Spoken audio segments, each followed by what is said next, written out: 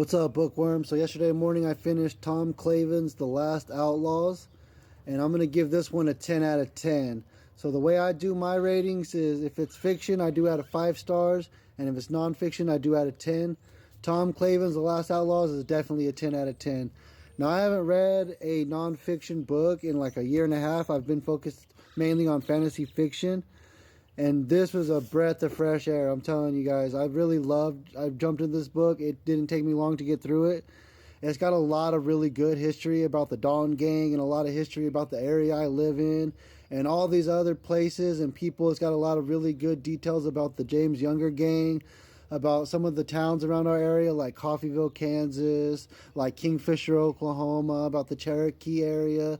And this book was really good. This is one of those books that I highly recommend for nonfiction readers and history lovers.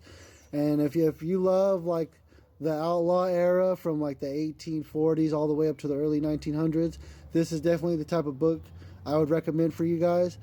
This is one of those books that I just had a hard time putting down because it had such good details and such detailed gunfights in it that I just blew through it. Highly recommend Tom Clavin's The Last Outlaws. After I read that, I went ahead and jumped into another nonfiction book. I got kind of excited about jumping back into nonfiction with The Silk Roads, and this is a new history of the world.